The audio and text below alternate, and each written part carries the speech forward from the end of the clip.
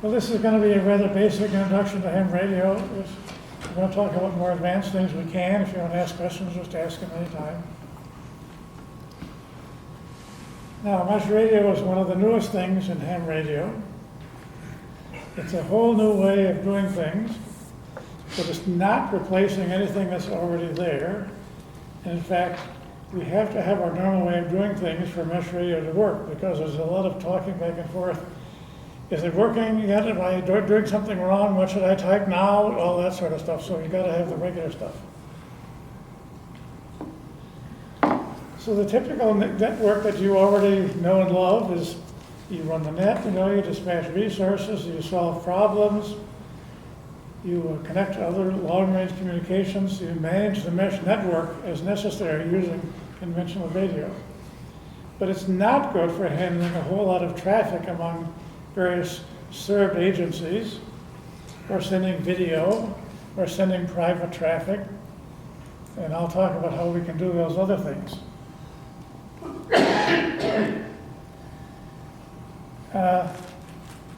Ham bash software is installed in standard commercial wireless access points. This is a standard wireless commercial access point. It will be used by a commercial provider, or you could use it in your home. This particular one has to be called a bullet. It's made by Ubiquiti. Ubiquiti is the only manufacturer of stuff that we use. It's because it's the only one that can have software in it. Then we install ham radio software in here to take the place of the software that comes with it that Wi-Fi vendors use. We use wireless channel -2. The ham band and the wireless band at 2400 megahertz overlap to a large extent, but not completely. At the low end, there's two channels, -1 and -2, that are outside the wireless band. So that's where we put the ham band. That's where we operate this stuff, because you can't stand all the interference that's in there from all the wireless people that are around. When wireless access points are turned on, they automatically find each other and create a mesh work. This is one of the most amazing things that I ever saw. I first saw that when I was at John's house, and we had several nodes. We turned them all on, and they just found each other just like that. We didn't do anything, it just all happened. And when that happens, then you can connect all sorts of stuff to it, like you can have video cameras like this connected to it. You can have telephones connected to it.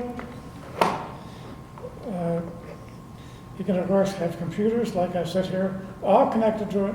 They can all intercommunicate at the same time at very high speed. This is another example of a node that you might have at your home or could be used somewhere. This one has what we call the nano station. This one differs from this one. They're both the same power, except this one does not have a built-in antenna. This one does. So this one is, in a sense, simpler to use. But on the other hand, you have capabilities of attaching very high-gain antennas onto this, so it's a matter of choice depending on what you want to do. The technical powers are the transmitters are all less than 1 watt. Not because we want that to be, it's just that that's all you can buy. We would love to have 10 watts or 100 watts. It would do wonderful things for all our networks. You just can't buy it. But you can buy amplifiers that cost hundreds and hundreds of dollars, but it's impractical for most ham stations. Now, so you buy one like this and you got it now, so now what? Well, there are no knobs on here anywhere. This is a transceiver, a ham radio transceiver. Everything is controlled from the PC that you're connected to. We use high gain antennas if at all possible. Usually you're in the 2400 megahertz band. Now, the beauty of this is there's no coaxial feed lines because there's too lossy at 2400 megahertz. You can't live with that. So there's an Ethernet cable that plugs into here, which has essentially no loss. So that's one great advantage of using this kind of stuff. Now, the line of sight propagation is maybe 10 miles. You really need to be able to see the line of sight at the other end. You can put up with a little bit of blockage, but not very much. The signals have to be strong. And here's some of the ones I showed you. Here's the Bickery bullet that costs $72 that we buy new on Amazon. Here's an antenna station that costs $80 if you buy it new on Amazon. And there's various other stations, like this 24 dBi dish that I showed there. You connect this to one of those dishes, and then you have a 24 dBi communication system, and that's really pretty darn good. It's about the best you're going to do. Here's a typical ham rest network, like we have around Delaware County, and you could have around here, and other people have. The great advantages are the network is self-advertising. That is, as soon as you turn this on, it starts saying, my call sign is so-and-so, and here I am.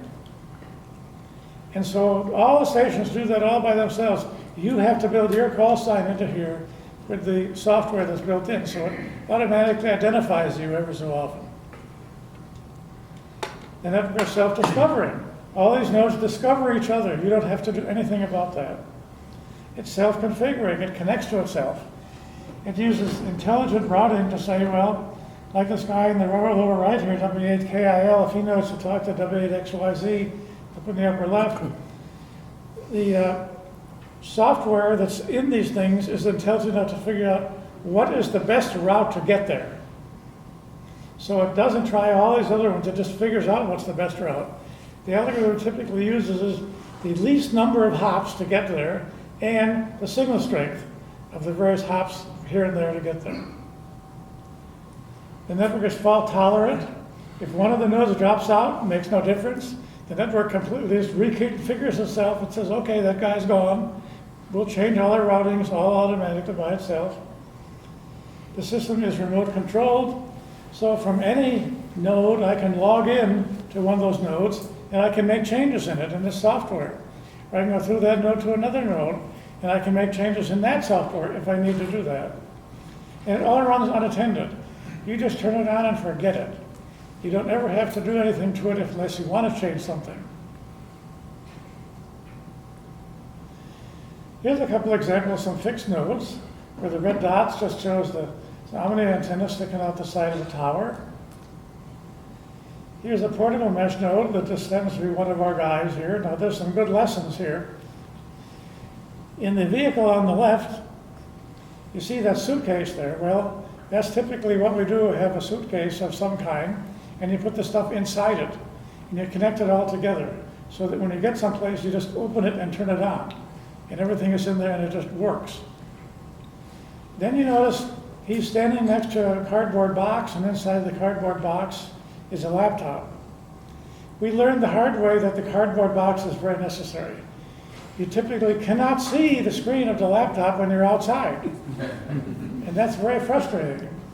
You can't control the node, you can't see what traffic is going on, so when we learn, put it inside some kind of a shield so the sun can't shine on it.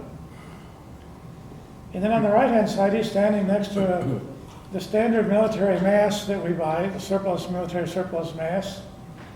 And on the top is one of those steerable, mesh dishes that I showed you, which has one of these connected onto it. This is an exercise we did before called the Iron Man, which ran through Delaware, and we did video from these places. And here's the mobile mesh node, which most of this is not meshed up, but on the left you see there's a bullet like this, which is fastened onto an Omni antenna.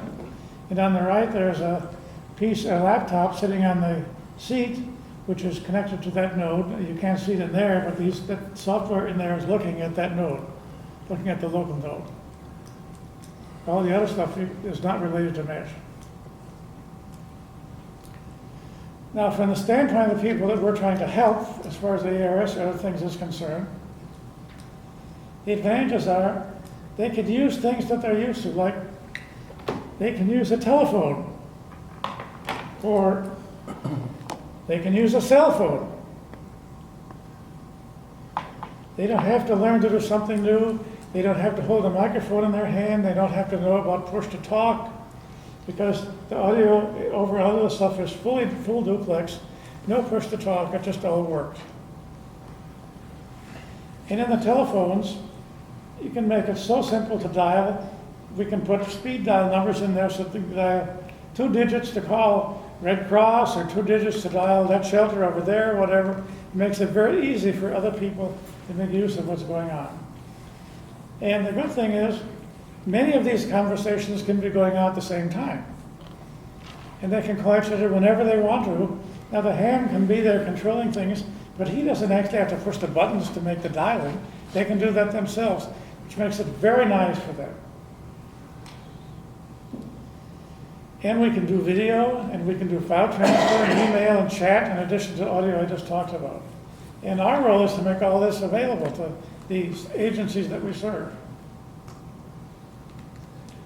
Now you have to recognize here that a cell phone is a ham radio transceiver. It works in the 2400 megahertz ham band. A computer with wireless like this is a ham radio transceiver.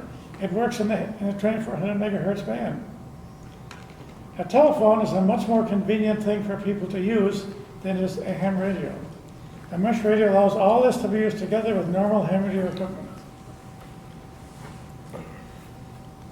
One very nice thing you can do is connect a wireless network together with a mesh network.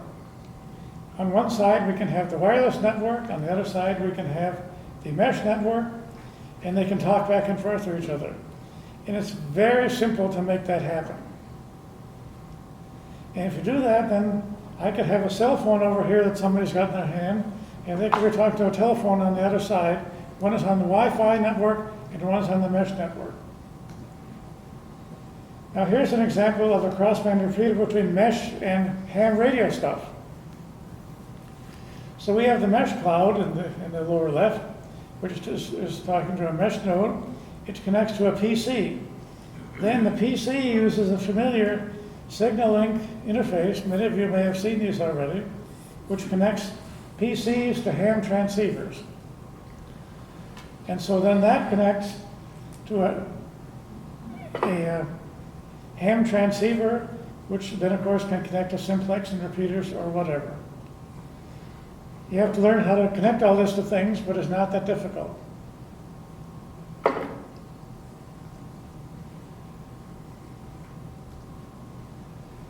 Now this is a way of putting everything together. A Wi-Fi network, which is the bullet on the top. A mesh network, which is the bullet next to that. The one on the left is a traditional Wi-Fi bullet, which has its original software in it. And the one on the other side is one like this that has the mesh software in it. And they're connected together with an Ethernet switch that looks like that. And that's all you have to do. And they talk to each other. Nothing else is special. So then we can have a cell phone over there talking to a telephone over there. But now to connect it to the radio world, you need the PC and the signal link again, like I showed you before. And then it connects to a standard ham transceiver. And all that stuff can talk to each other. So you can be talking on your transceiver, on a repeater, say, and talking to a cell phone network on the Wi-Fi cloud. One thing that makes anything so much easier is LinPhone software. It's a free software system that runs on almost everything. PCs of all kinds, cell phones of all kinds. It provides audio communications, video communications, two-way video communications, three-way calling, recording of communications, and instant messaging. And you can download it for free and install it in everything that you have. The LinPhone software cloud includes everything. So in the middle I can have a Wi-Fi wireless router, which is connected to the mesh radio cloud, and I can have all these different kind of things connected to it, all working, all communicating with each other, with no internet, no service providers, no cell towers, no wires, and it's all free. One of the neat things we did is we have some dedicated cell phones that we made neat things on the front. Here, you can pass these around. Pass them in different directions, maybe. These are slightly different images on front than the one there. So we just learned how to do the logo on there, and you can put anything you want on there. So idea is you could have several of these, with you, and you could hand them out to a fireman or a Red Cross person or whoever, and then they can talk on them in the normal way. And they can dial a number, which if a limp phone is running in there, they can easily push a button and dial a particular number going someplace, and you can name all those places. And so it really takes a lot of the unknown out of it for the people that we're trying to help. An example of how this might work in a disaster, if we start at the upper left, we could have the mesh Wi-Fi radio repeater I talked about before, with dedicated cell phones of the kind that you're looking at right there, and a PC, talking through the mesh cloud to their headquarters, say, over on the other side. We have a mesh node with a bunch of telephones, with a PC. We could have a large screen display for show video. And we could be talking to a distant ham repeater at the same time. Now, just as a specific example, how do we connect a telephone to the mesh? Well, you start out with this box here. This comes from Grandstream. It comes in 4 models, 1 telephone, 2 telephones, or 4 telephones. The telephone plugs into it. Ethernet comes out the other end. Ethernet connects to a router, and you're on the air. They cost $31 when I last checked. You can get a Walmart version of this. They call it Basic Talk for about $10. Then you have to reprogram it, though, with different software. I haven't done that, but other people do that successfully. Other people also have ruined them by doing that. So. Yeah, don't plug it into the internet before you do the software. Right. That's right. You'll be in trouble. It won't work. That's right. So you have to be very careful. You can also ruin these devices when you reprogram them if you're not careful. But they are less prone to being ruined than are these devices. You have to reprogram that one? Yes, this one has to be reprogrammed. Well, if you buy it from Grandstream, no. Out of the box, it works perfectly. So my philosophy is take it out of the box and just make it work. I don't want to mess with it. Now, you can use any telephone, and it will work, but I recommend an AT&T telephone. The reason is the fast dial memory that's in here is long enough to hold the IP address that you have to use to dial with. I have not found any other brand of telephone that has enough memory depth in it to allow that to happen. For example, on the bottom here, you see on the left, that's the number that you'd have to dial. Dial *47 is what this guy says, okay, I'm ready to dial a telephone call. Then the IP address is 10.41.145.233. Well, because there's no dot, you have to use a star on the keyboard. And then # means call now. So you have to dial all that. Well, that's a hard thing for anybody to remember, even to dial, even if you got it written down. But if you're using the fast dial mechanism of this, I can dial M1 and the call goes through. I don't have to do anything else. So that's the only thing that makes sense to me. That's why I say use an AT&T telephone. They also have a speakerphone, which is similar to that. I made a mesh telephone suitcase, which has 4 telephones in it, and the adapter, and the Ethernet switch, and the PC, and a bullet, and that's it. So all 4 of those telephones can talk to anybody else that's on the mesh. It's relatively simple to make work. If you're going to put something at an agency, my recommendation is put a 15 dB on the roof, because that's the biggest one you can get. Use a mesh. There's another version of this called the titanium version, which is more weatherproof and supposedly stronger and longer lasting. So that's what I'd recommend for a permanent fixed location. And then you run the Ethernet cable from there to the room that has backup power and a power supply. Power supplies are typically like this.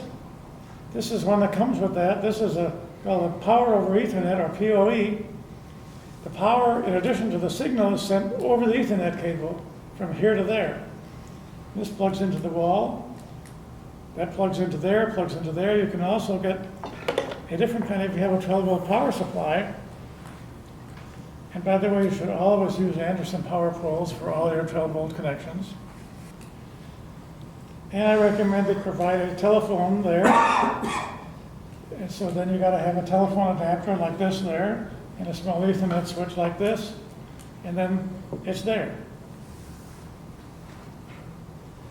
If you want to get more information about the mesh software, this is the place to go. There's all sorts of interesting stuff. AREDN is Amateur Radio Emergency Data Network. That's the name of the ham radio organization that's behind all of this. They make the software that you download. They make all sorts of helpful hints. You have to look at their software and you get the whole story there. If you want software for other applications, for email, the standard one is called WinLink Express.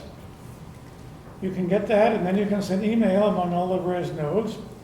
WinLink Express also is used worldwide. There's a different version that runs on HF stuff, and they're all compatible. So in principle, you can send email from a local node via WinLink Express to a node on the other end of the world using WinLink Express. Then there's chat. The standard chat is called Mesh Chat. Now this is unusual because it doesn't run on a PC. It runs in here. You install that software in here. And then these nodes can chat back and forth. Now, the one thing you have to worry about is when you create a network, you don't want to have a single point of failure. So if you have a central server of some kind, such as an email server, you can't be guaranteed that it will always be there. And you need to have it in an emergency. This chat is different because everything runs in here.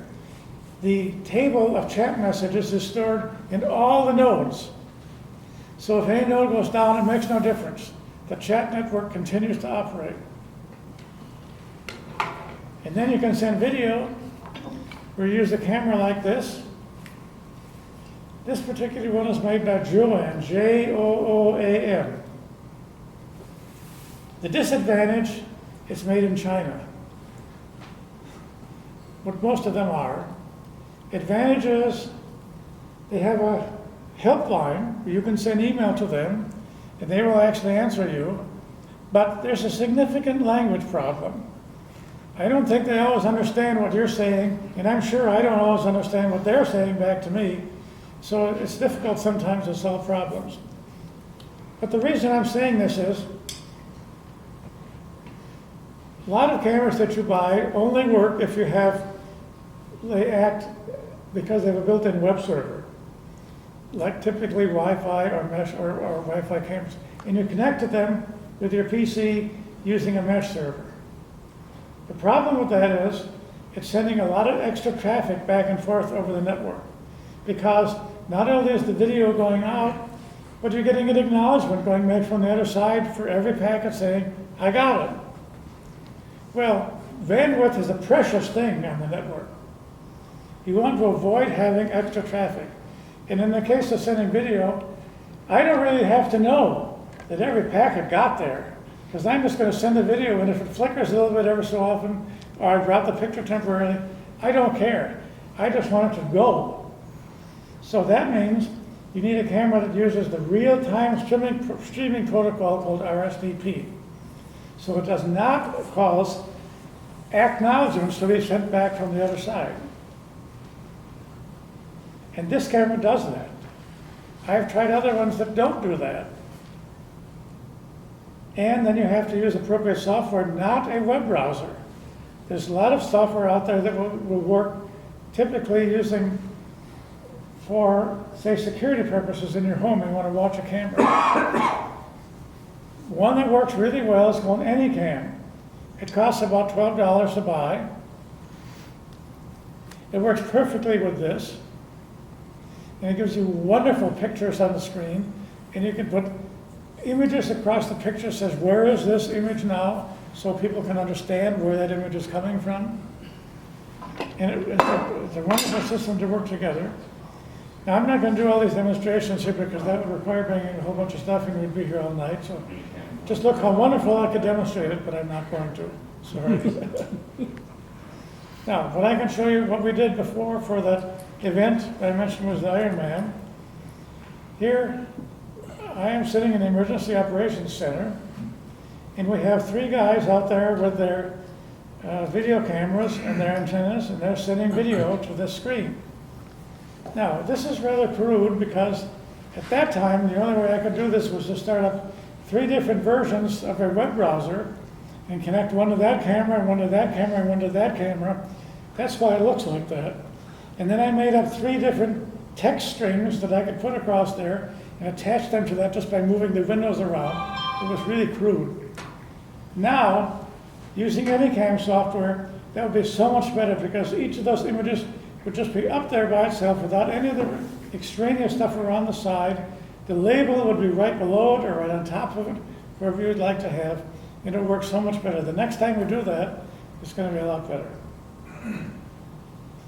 Now, if you have any questions or like a copy of the slides, I can send it to you, or I have a copy on here if you'd like to copy it off onto your computer or whatever you like.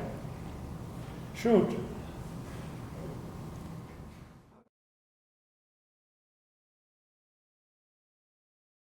Clubs kit, there are 3 of them, 4 of them, and then I'm building my own personal one because I live too far north to hit anything in Delaware, at least where the towers are now. Biggest problem, in my ways speaking, is maintaining power. The 12 volt, just think about your batteries running down. We've gone from 7 o'clock in the morning till 5, 6, 7 o'clock at night on that one event. I think that was my first one. So what all have we got in there? Okay, we use the battery backup, which charges, we can charge up at home. I know these are for Time Warner, or somebody had them for their cable units. That's a Belkin UPS, 12 volt UPS. It's rare to have a 12 volt UPS. Yeah. And we modify them. Everything is Anderson power pole connectors and so on. And then I have a separate, personally, I have a separate battery unit I carry for computers and so on. Everything is 12 volt, I think, isn't it, Bob? And we don't adjust power, but everything is 12 volt. Now, what did you have? This is our, it's set up to go on our tower. I didn't bring the stands and so on that we have, but we have a stand.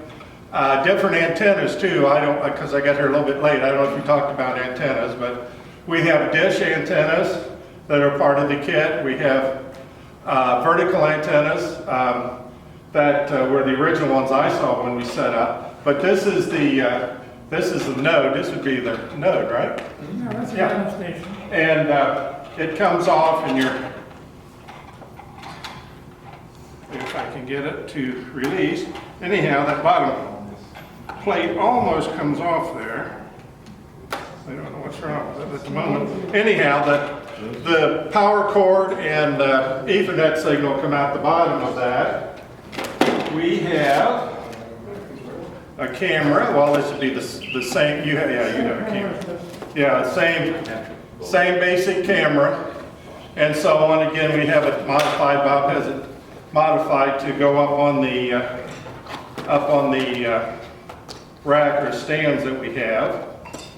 And I don't know where these came from because this is the club's kit, but we have computers in here that are set up with the software that we need. I tend to use my own computer because it has Windows 10 on it, but these are just ones that, this is what comes in the whole kit. Power over PoE, power over Ethernet, adapters of various kinds, your telephone adapter he had. This is, that's for the setup again to split power.